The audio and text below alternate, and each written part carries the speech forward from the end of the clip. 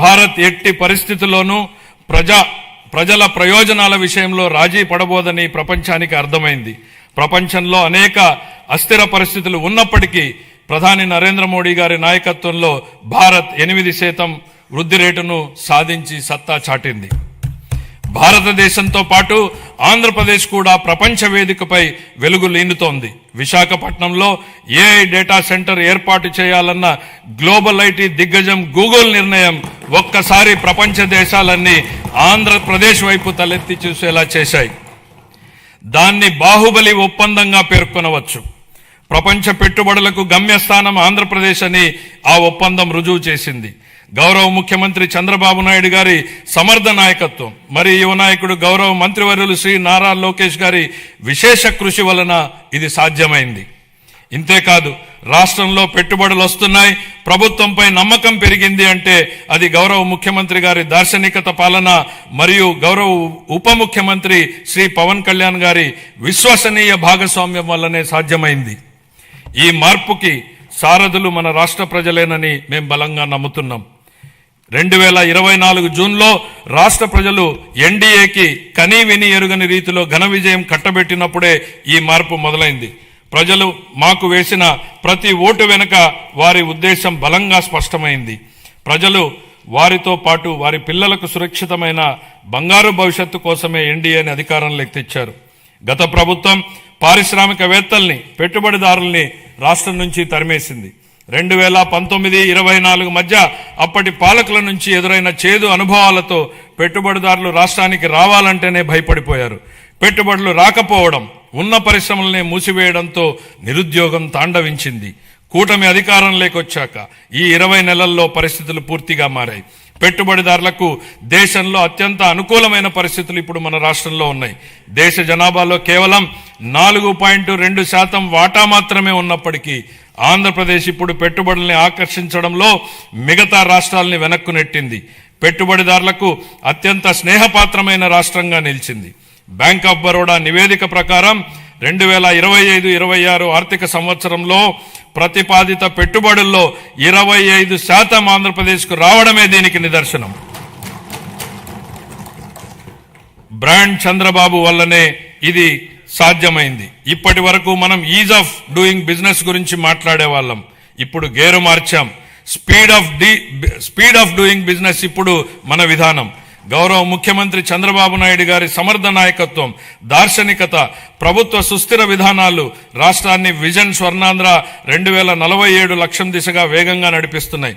ఆంధ్రప్రదేశ్ భవిష్యత్తుని స్వర్ణమయం చేసే మహాక్రతువులో గౌరవ ముఖ్యమంత్రి గారి చారిత్రాత్మక పాత్ర పోషిస్తున్నారు. తాను నాటిన చెట్ల నీడలో తానెప్పటికీ కూర్చోలేనని తెలిసినా భావి తరాల కోసం చెట్లు నాటే వ్యక్తే జీవితం యొక్క నిజమైన విలువలను అర్థం చేసుకున్నాడు అన్న విశ్వకవి గురుదేవులు శ్రీ రవీంద్రనాథ్ ఠాగూర్ గారి మాటల్ని ఇక్కడ నేను ఉటంకిస్తున్నాను. గౌరవ ముఖ్యమంత్రి ఈ భావనకు అసలైన ప్రతిరూపం. ఆయన కేవలం దూరదృష్టి గల నాయకుడు మాత్రమే కాదు, దాన్ని సాకారం చేయగల దక్షత కలిగినటువంటి నాయకుడు. తన దార్శనికతతో అమలు చేస్తున్న విధానాలు భావితరాలకు మేలు చేస్తాయన్న దృఢ విశ్వాసంతో వాటి సాధనకు అహర్నిశలు నిస్వార్థంగా కృషి చేస్తున్న గొప్ప నాయకుడు. సమాజ క్షేమం కోసం 365 రోజులు అవిశ్రాంతంగా ఒక తపస్సులాగా పనిచేస్తున్నారు.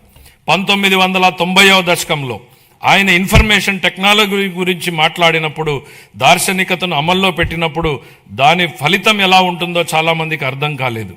కానీ అప్పటి యువత దాంతో ప్రయోజనం పొంది జీవితంలో పురోగమించడమే కాకుండా ప్రపంచవ్యాప్తంగా అవకాశాలని అందిపుచ్చుకుని సత్తా చాటారు. అప్పుడు ఆయన అమలు చేసిన సంస్కరణలు, తీసుకున్న విప్లవాత్మక నిర్ణయాలతో వెలిగించిన దీపం లక్షలాది జీవితాల్లో వెలుగు నింపింది. నేడు ఆయన విజయగాథను ఆయనే పునరావృతం చేస్తున్నారు. కానీ ఇప్పుడు మరింత గొప్ప దూరదృష్టితో, మరింత సమున్నత లక్ష్యంతో కొత్త చరిత్రను లిఖించబోతున్నారు. భవిష్యత్తును అంచనా వేసేందుకు ఉత్తమ మార్గం దాన్ని సృష్టించడమే అన్న సూక్తిని బలంగా నమ్మే వ్యక్తి ముఖ్యమంత్రి గారు. Deep tech, AI, quantum computing వంటి ఆధునిక టెక్నాలజీలు ప్రతి కుటుంబం నుంచి ఒక ఎంటర్ప్రెన్యూర్ వంటి విధానాలు కేంద్రంగా ఆయన ఇప్పుడు రాష్ట్రాన్ని సరికొత్త శకంలోకి నడిపిస్తున్నారు. ఆయన మార్గదర్శకత్వంలో ఏపీ వెల్త్ ఫండ్ను ప్రారంభించబోతున్నాం. రాబోయే రోజుల్లో అది Norway, UAE sovereign wealth funds లా విస్తృతమై మొత్తం రాష్ట్రాన్నే నడిపించడానికి సరిపోవచ్చు. నాతో సహా ఈనాటి సమాజానికి ఈ టెక్నాలజీల ప్రాముఖ్యత అర్థం కాకపోవచ్చు. కానీ ఆయన ఐటీ రంగంలో చూపిన చొరవ వల్ల 1990లో నాటి యువతరం లబ్ధి పొందినట్టే ఈనాటి యువత కూడా ఏఐ, డీప్ టెక్, క్వాంటమ్ టెక్నాలజీతో భవిష్యత్తు ఖచ్చితంగా లబ్ధి పొందుతుంది. ఆర్థిక వనరుల పరంగా మనం ఇప్పటికీ సంక్షోభం నుంచి పూర్తిగా బయటపడలేదు. పరిస్థితులు అంత సానుకూలంగా లేవు. గత ప్రభుత్వం మిగిల్చిన ఆర్థిక అస్తవ్యస్త పరిస్థితుల్ని అధిగమించే క్రమంలో ఇప్పటికీ అనేక సవాళ్లను ఎదుర్కొంటున్నాం. కానీ రాష్ట్ర అభివృద్ధి, సంక్షేమానికి సంబంధించి మా లక్ష్యాల్లో మార్పు లేదు. మా సంకల్పం చెక్కు చెదరలేదు. మా ప్రయాణాన్ని స్థిరంగా కొనసాగించేందుకు ప్రధాని నరేంద్ర మోడీ నుంచి అమూల్యమైన మద్దతు, సహకారం లభిస్తున్నాయి. ఆయనకు కృతజ్ఞతలు తెలియజేస్తున్నాం. కేంద్ర ఆర్థిక మంత్రి శ్రీమతి నిర్మలా సీతారామన్ గారు అందిస్తున్న గొప్ప సహకారం గురించి ప్రత్యేకంగా ప్రస్తావించాలి. కష్టకాలంలో ఆమె రాష్ట్రానికి వెన్నుదన్నుగా నిలబడ్డారు. పోలవరం ప్రాజెక్టును మళ్లీ గాడిలో పెట్టడం, రాజధాని అమరావతి నిర్మాణాన్ని పునఃప్రారంభించడంలో పూర్తి సహకారం అందించారు. రాయలసీమ గ్లోబల్ హార్టికల్చర్ ప్రాజెక్టును ముందుకు తీసుకెళ్లేందుకు అవసరమైన తోడ్పాటును అందించారు. గత ప్రభుత్వం ఎడాపెడా చేసిన అప్పుల భారాన్ని తగ్గించేందుకు రుణాల పునర్వ్యవస్థీకరణకు అమూల్యమైన సహకారం అందించారు. ఆమెకు హృదయపూర్వక కృతజ్ఞతలు తెలియజేసుకుంటున్నాను. 2026-27 సంవత్సరానికి సంబంధించి ఫిబ్రవరి 1న ప్రవేశపెట్టిన కేంద్ర బడ్జెట్ రాష్ట్రానికి ఆశాకిరణంలాగా కనపడుతోంది. దానిలో రాష్ట్ర అభివృద్ధికి అనేక అవకాశాలు కనిపిస్తున్నాయి. తూర్పు కోస్తా పారిశ్రామిక కారిడార్, పర్యాటక కేంద్రాల అభివృద్ధి, ఎలక్ట్రిక్ బస్సుల కొనుగోలు, పూర్వోదయ పథకం ఉపయోగపడుతుంది. రాయలసీమ గ్లోబల్ హార్టికల్చర్ హబ్ కూడా వేగంగా రూపుదిద్దుకుంటోంది. కేంద్ర బడ్జెట్లో కొత్తగా ప్రకటించిన రేర్ ఎర్త్ కారిడార్లు, డేటా సెంటర్లు, ప్రాంతీయ medical hub, national institute of pharmaceutical education and research, seaplane manufacturing, container manufacturing, ప్రతి జిల్లాలో బాలికల హాస్టళ్ల వంటి అంశాల నుంచి రాష్ట్రానికి గరిష్ట ప్రయోజనాలు పొందేందుకు అవకాశం ఉంది. ప్రపంచవ్యాప్తంగా ఇప్పుడు ప్రభుత్వ రంగ ప్రాజెక్టుల్ని పీపీపీ ఛాలెంజ్ విధానాల్లో చేపట్టే ట్రెండ్ నడుస్తోంది. అది ప్రభుత్వ రంగ సంస్థల నైపుణ్యాలను, సామర్థ్యాలను పెంచేందుకు దోహదం చేస్తుంది. పీపీపీ విధానంలో ప్రైవేటు రంగానికి ఉన్న అనుభవంతో ప్రభుత్వ ప్రాజెక్టుల్ని మరింత మెరుగ్గా అమలు చేయగలం. ప్రాజెక్టు వ్యయాన్ని నిర్ణయించడంలో పారదర్శకతకు, పోటీతత్వాన్ని పెంచేందుకు ఛాలెంజ్ విధానం దోహదం చేస్తుంది. కేంద్ర ప్రభుత్వం బడ్జెట్లో చాలా ప్రాజెక్టుల్ని ఛాలెంజ్ విధానంలో ప్రకటించడంతో ఆంధ్రప్రదేశ్కు కొత్త అవకాశాలకు ద్వారాలు తెరిచినట్టయింది.